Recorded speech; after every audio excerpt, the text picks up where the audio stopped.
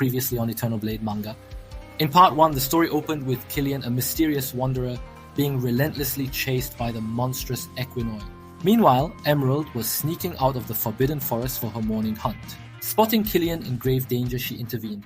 The encounter marked the beginning of an unlikely friendship, as Killian and Emerald teamed up to escape the Equinoi's wrath. Then we followed their journey deeper into the Forbidden Forest, where Emerald's mysterious connection to the place began to reveal.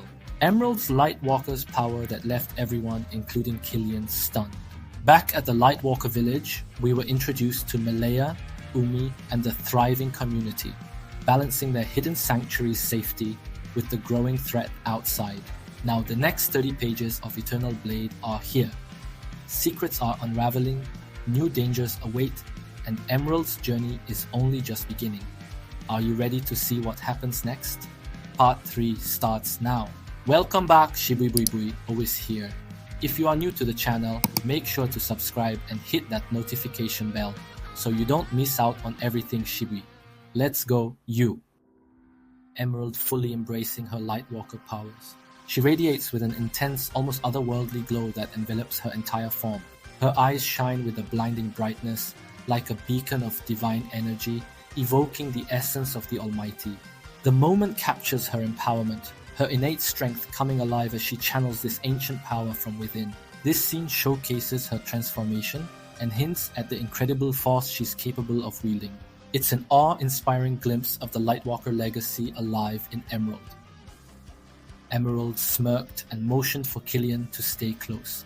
Killian, still in awe of seeing true Lightwalker power, quickly ran to catch up with her as they continued to flee from the Equinoi.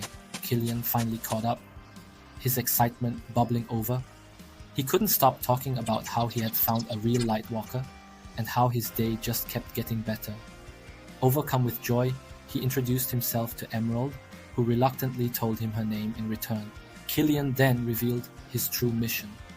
He had been searching for the Lightwalkers for months, and now that he had witnessed Emerald's power, he was certain she was the one he had been looking for. Reaching behind him, Killian pulled out a container made of dragon scales. He explained that he knew about the curse of the Lightwalkers and had been sent to find them and deliver the scrolls. As he held out the scroll, ready to explain its importance, a loud roar from the Equinoi interrupted him. Emerald and Killian came to a sudden halt, gazing out at a breathtaking mountain view. Emerald spoke, her voice steady but tinged with hesitation, telling Killian that they were getting close to the village. However, she was reluctant to cross a certain river. The memory of a childhood trauma nearly drowning in the river haunted her. Killian, sensing her unease, reminded her that the Equinoi couldn't cross water. He knew its weakness well. Emerald fell silent, lost in deep thought. Fear began to creep in, gripping her heart, but she quickly fought it off, steeling herself for what lay ahead. Suddenly, with a thunderous boom, the Equinoi sprang out from behind them. Killian's eyes widened as he observed the beast's transformation. It was much bigger than the one he had seen earlier. Emerald called out that the bridge was just ahead, but a wave of panic surged within her. Memories of the day she nearly drowned flooded her mind. Her heart raced as flashbacks gripped her. She saw herself as a child, struggling in the fierce current of the river, desperately calling out for her parents. Terrified of dying alone, a voice broke through the chaos of her thoughts. "Snap out of it," it shouted, followed by a hand reaching out to her through the water. It was Killian. Emerald, shaken, turned to him and urgently told him to cross the river. There was no time. She made up her mind to stay and face the Equinoi, determined to protect him and herself. The Equinoi lunged at Emerald, its claws outstretched, aiming for her throat. There was no time to escape. Emerald took a quick step back, her heart pounding, just as Killian yelled at her to watch out. The sharp claws grazed the edge of her scarf, and in that split second, a blade flashed through the air. Malaya leaped in, her sword cutting through the beast's paw, severing it with a clean strike.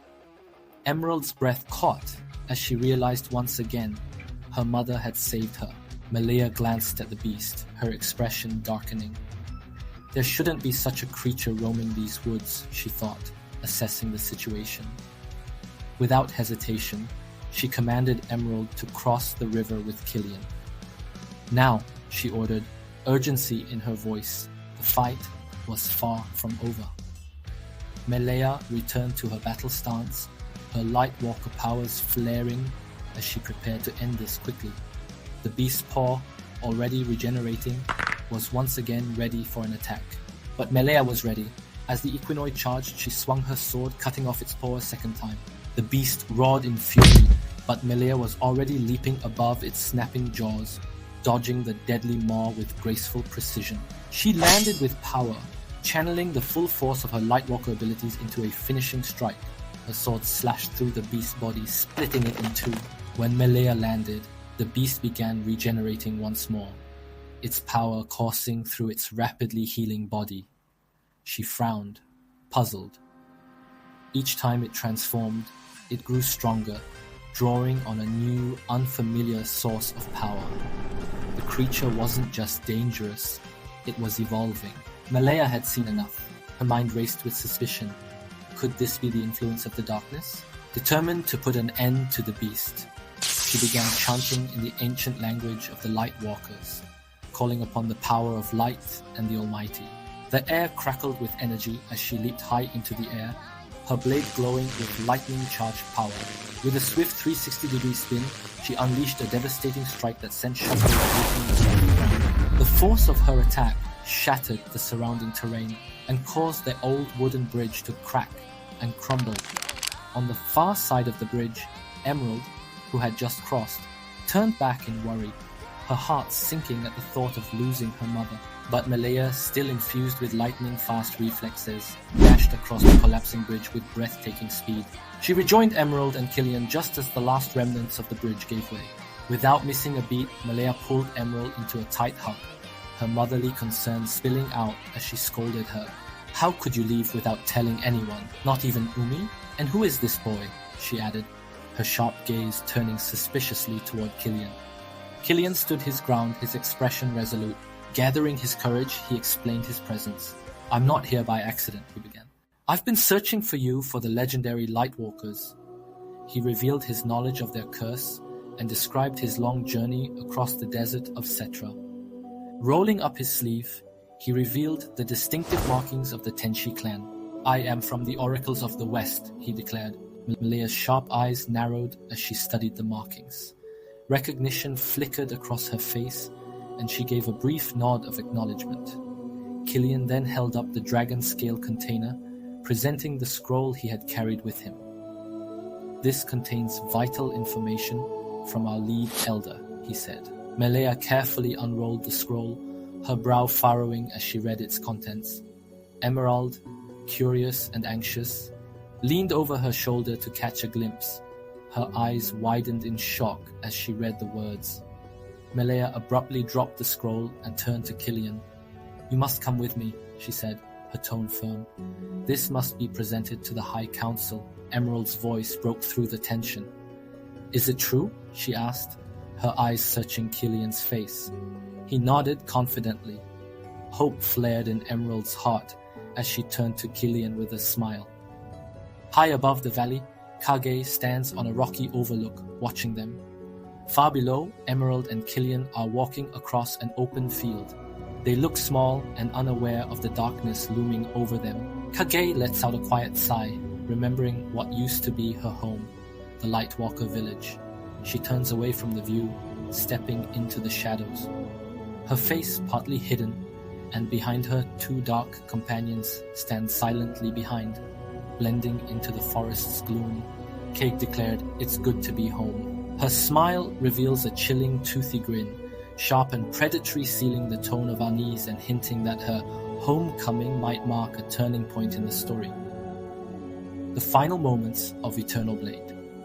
Chapter 1 leave us standing on the precipice of something much larger. This chapter was an introduction, not just to Emerald, but to the realm of Baransu and the struggles of the Lightwalker curse. Through her eyes, we glimpse the weight of an ancient prophecy, the haunting presence of the darkness, and the flicker of hope tied to the mysterious Eternal Blade. We met characters who, in just a few pages, revealed glimpses of their depth. Emerald's quiet determination, driven by love for her father anchors the story in an emotional reality. Killian Hikari's mission to deliver the scroll to the Lightwalkers clan, while the looming shadows of Tenebris and his forces add a foreboding tension. This chapter wasn't just about grand moments or flashy powers, it was about connection. But as the chapter closes, the sense of anticipation is undeniable. The light has been awakened in Emerald, yet the path before her is uncertain, fraught with dangers and unknown truths. What lies ahead for Emerald and her companions? Is her light strong enough to pierce through the growing darkness? With these questions left unanswered, Eternal Blade Chapter 1 leaves us hungry for more. The stage has been set, the players introduced, and the stakes revealed. The journey is just beginning, and the road ahead promises to be as perilous as it is captivating. I have already shared about the mysterious scroll from the Tenshi clan. Click here to watch that, and click here for my Eternal Blade weapon lore, the Golden Trident. Thank you so much for watching, and I will see you guys for the next one. You